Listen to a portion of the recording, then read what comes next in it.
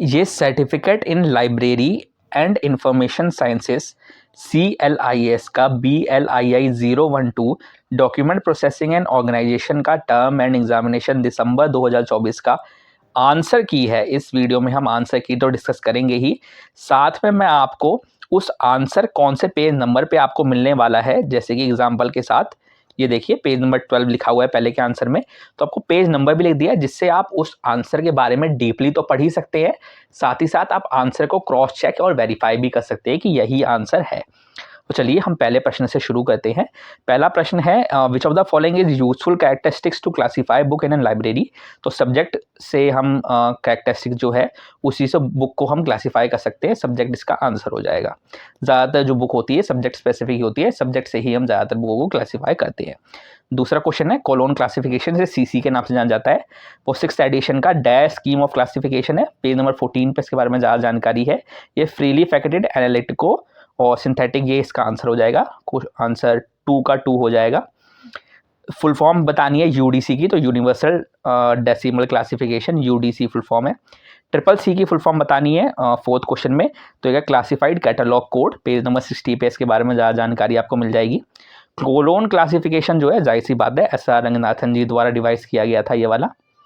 The scheme that a long and provided systematic list of subject along with their subclass numbers are called, तो एन्यूमरेटिव schemes इसको कहा जाता है। 3 तरीके की स्कीम आपकी बुक में दी हुई है आपके मॉड्यूल में। मैं आपको ये बताना ही भूल गया कि भाई ये जो सारे जो पेज नंबर है ये आपके मॉड्यूल के पेज नंबर हैं दरअसल, तो आप मॉड्यूल में ये सब पेज नंबर देख सकते हैं। और अगर मॉड्यूल नहीं है तो आप नेट से डाउनलोड कर सकते हैं उसको, और ई ज्ञान कोश इग्नू की वेबसाइट से भी आप डाउनलोड कर सकते हैं। 7वां प्रश्न है आपकी स्क्रीन पे, which of the following is not considered while deciding a classification scheme to be used for a library. तो यूजर ऑफ द लाइब्रेरी को हम मतलब कंसिडर नहीं करते, बाकी 3 चीज़ों को हम कंसिडर करते हैं। ये मैच द फॉलोइंग है कि इसमें टेबल दी हुई है, उसमें डिस्क्रिप्शन दिया हुआ है। तो ये टेबल्स जो हैं ये आपके बुक में दी हुई है, अलग अलग पेज नंबर पे नहीं बल्कि एक ही पेज नंबर पे दिया हुआ है कि 1, 3, 0, 5, 0, 7 ये किस किस का होगा। तो 1 जैसे कि आपको पता होगा फिलॉसफी एंड थ्योरी का होता है, तो पहले का D हो जाएगा, तीसरे का C हो जाएगा डिक्शनरी इंसाइक्लोपीडियाज। 3 में आती है 0, 5 के अंदर आपके सीरियल पब्लिकेशन या फिर पीरियडिकल्स जो होते हैं सारे वो आ जाते हैं, और 7 का A हो जाएगा, यानी कि स्टडी एंड टीचिंग से रिलेटेड चीज़ें इसमें आ जाती है। तो इसका आंसर हो जाएगा पहला, इसका आंसर आपकी स्क्रीन पे हो जाएगा। नेक्स्ट देखते हैं 9th क्वेश्चन जो है, तो उसमें which of the following is not true of the library catalogue. तो every user is provided a copy of printed catalogue in all libraries.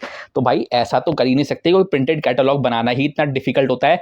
अब सबको प्रिंटेड कॉपी देने लग जाएंगे तब तो भाई हो गया, फिर लाइब्रेरी का सारा फंड ही इसी में ही चला जाएगा। तो ये इसका आंसर नहीं है, मतलब हम ये लाइब्रेरी कैटलॉग से ट्रू नहीं है, बाकी चीज़ें ट्रू है।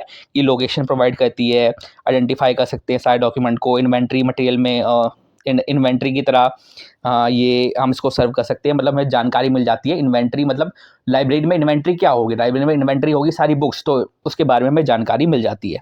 तो अकॉर्डिंग टू ISBD यानी कि international standard for bibliography description, there are dash areas for describing a document. तो 8 एरियाज है, ये पूरे 8 के 8 एरियाज आपको पेज नंबर 58 पे लिखे हुए मिल जाएंगे। 11वें क्वेश्चन की तरफ चलते हैं कि विच of the following is inner form of catalogue. 2 type के हैं, एक तो इनर है एक आउटर है। तो ये जो तीनों एग्जाम्पल आपको दिए हुए हैं आपकी स्क्रीन पे, दरअसल ये आउटर के एग्जाम्पल है, और नेम कैटलॉग, ऑथर कैटलॉग, ये सब जो भी होते हैं ये सारे आपके इनर फॉर्म के एग्जाम्पल्स हैं। 12वां क्वेश्चन है who gave the objective of library catalogue in 1876। तो CA कटर ने ये दिए थे, पेज नंबर 46 पे इसके बारे में ज़्यादा जानकारी आपको मिल जाएगी। क्लासिफाइड कैटलॉग को 2 पार्ट में डिवाइड किया जाता है, ये प्रश्न लगभग हर बार आपसे पूछा जाता है, और आपकी बुक में भी दिया हुआ है 2 पार्ट में डिवाइड किया जाता है क्लासिफाइड कैटलॉग को।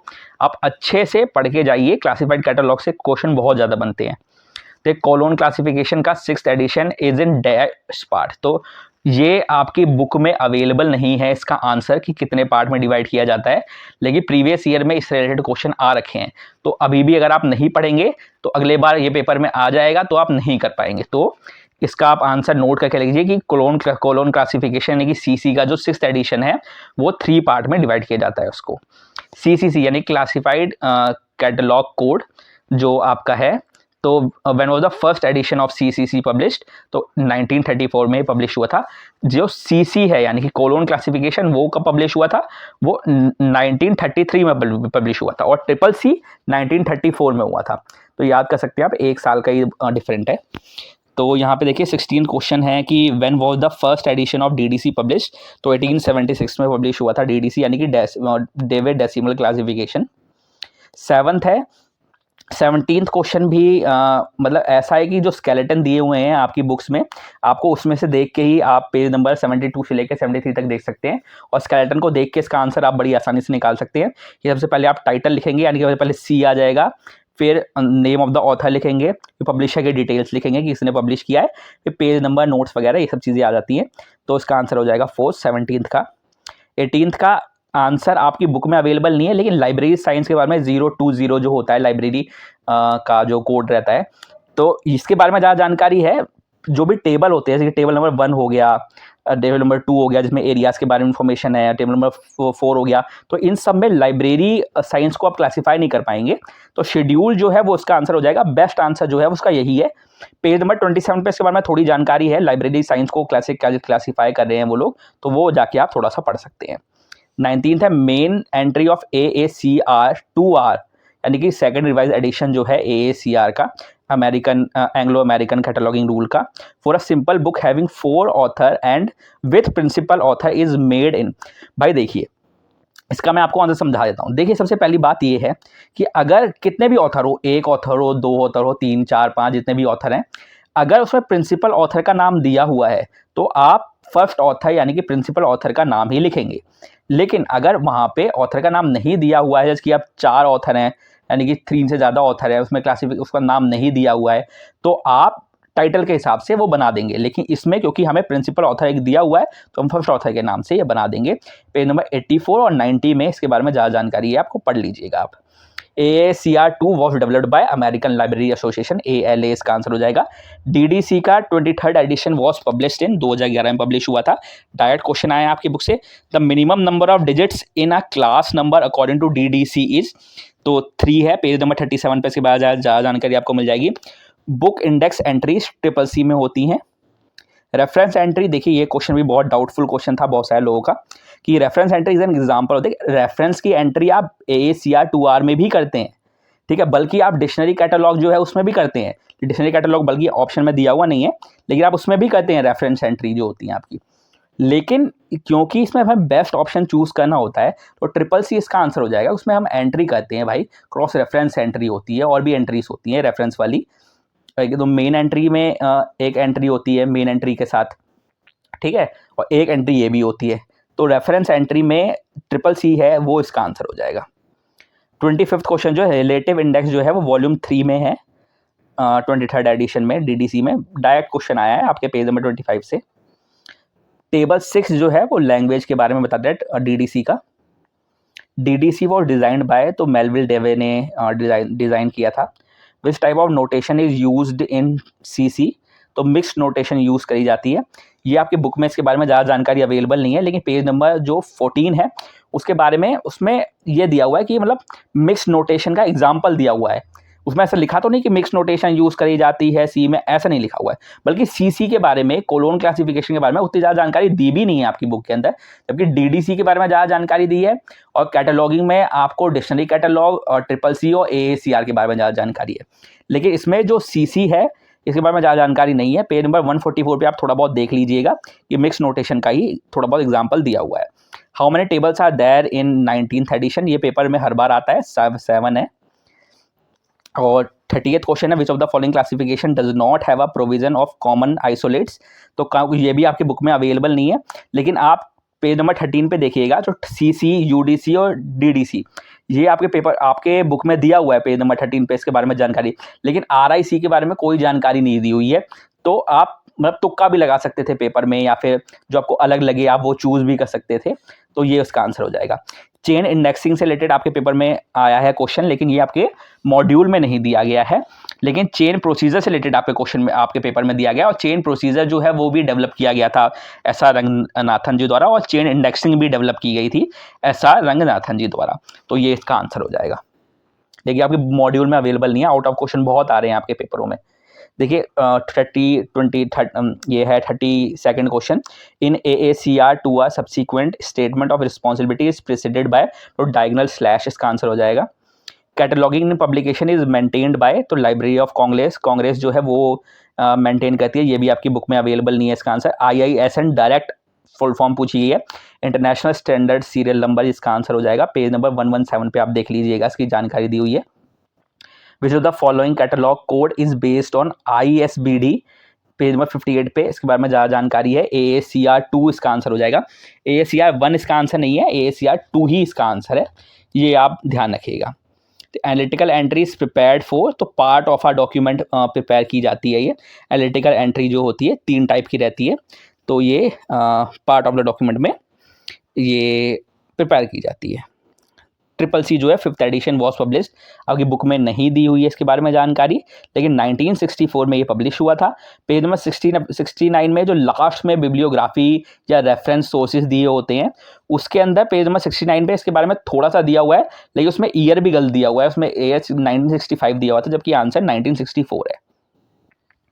ISBD जो है इंटरनेशनल स्टैंडर्ड बिब्लियोग्राफी डिस्क्रिप्शन, ये भी आता है आपके पेपर में हर बार, इसको भी ध्यान रखिएगा आप। AACR 2R जो है, तो कितने पार्ट में है, वो भी 2 ही पार्ट में है। तो which level of description in AACR 2R provides dash information about a document, तो जो फर्स्ट लेवल डिस्क्रिप्शन होगा मिनिमम, सेकंड में उससे थोड़ी ज़्यादा, और थर्ड में सबसे ज़्यादा, यानी कि सारी जानकारी उसमें आ जाती है। तो 3 लेवल ऑफ डिस्क्रिप्शन होते हैं AACR 2R में, ठीक है। 41st क्वेश्चन जो है, which of the following entries are filled in classified part of the classified catalogue, तो मेन एंट्री और क्रॉस रेफरेंस एंट्री इसमें प्रिपेयर की जाती है, तो इसका आंसर हो जाएगा 3, 3rd और 4th। 42nd क्वेश्चन है, subtitle information in AACR 2R is an entry is preceded by, तो कोलोन के बाद आप सबटाइटल लिख सकते हैं, जैसे कि लाइब्रेरी इंफॉर्मेशन, जैसे कि आपकी बुक का टाइटल है कि लाइब्रेरीज, फिर कोलोन एन इंट्रोडक्शन, है ना, BLI11 है ना आपका बुक। तो ये 43rd जो क्वेश्चन है, तो arrange the following terms according to letter by letter arrangement. देखिए 2 टाइप के अरेंजमेंट होते हैं, लेटर बाय लेटर और word by word. Letter by letter आप डिक्शनरी की तरह समझ सकते हैं कि डिक्शनरी की तरह होते हैं, जैसे डिक्शनरी में लिखा जाता है वैसे ही लिखा जाता है। सबसे पहले आपका आ जाएगा कैटलॉग, फिर आएगा कैटलॉग, ई आ जाएगा, उसके बाद आ जाएगा कैटलॉगर, और फिर आएगा कैटलॉगिंग। तो जैसे डिक्शनरी में लिखते हैं वैसे ही लिख देंगे आप। तो which kind of notation is used in UDC, तो मिक्स्ड नोटेशन यूज की जाती है, ये भी आपके सिलेबस में नहीं दिया हुआ है। और अगला क्वेश्चन भी आपके पेपर में नहीं दिया गया है कि prolegomena of library classification was published in, तो 1937 में पब्लिश हुआ था, ये भी आपकी बुक में जानकारी नहीं दी हुई है। और canon of recall value was given by, तो SR रंगनाथन जी द्वारा दी गया था, ये भी आउट ऑफ सिलेबस क्वेश्चन है। और CCF ये BLI में, मतलब जो आप बैचलर डिग्री करेंगे कि लाइब्रेरी में, और ऊपर वाले क्वेश्चन भी बल्कि आप लाइब्रेरी में अगर बैचलर डिग्री करेंगे तो आपको ज़्यादा जानकारी मिलेगी कि कॉमन कम्युनिकेशन फॉर्मेट कहते हैं CCF को। तो इसके बाद 40th क्वेश्चन है कि 19th एडिशन जो है उसमें फॉलोइंग मेन क्लास, इसको अरेंज करना है मेन क्लास में। तो पहले A आ जाएगा, फिर आएगा C, मतलब पहले 00, फिर आएगा 200 रिलीजियन, फिर 500, फिर 610 मेडिकल साइंस। तो ये अरेंजमेंट करना था। आप जब तक प्रैक्टिकली समझेंगे नहीं तब तक अरेंजमेंट कर नहीं पाएंगे, तो आप थोड़ा बहुत पढ़ेंगे भी इसको, तभी आप ज़्यादा समझ पाएंगे। 49th क्वेश्चन है, the 5 fundamental category were given by. देखिए यहाँ पे लॉज की बात नहीं कर रहा है, लेकिन लॉज भी SR रंगनाथन जी द्वारा ही दिए गए थे, और 5 फंडामेंटल कैटेगरीज जो होती है वो भी उन्होंने ही दी थी। ये आप बैचलर डिग्री करेंगे लाइब्रेरी साइंस में तो आपको ज़्यादा जानकारी मिलेगी इसके बारे में, तो SR रंगनाथन जी इसका आंसर हो जाएगा। लास्ट क्वेश्चन आपका PRECIS एंड POPSI जो है वो इंडेक्सिंग सिस्टम है, ये भी आपकी बुक में अवेलेबल नहीं है, प्री कोऑर्डिनेट इंडेक्सिंग होती हैं ये, तो ये इसका आंसर हो जाएगा।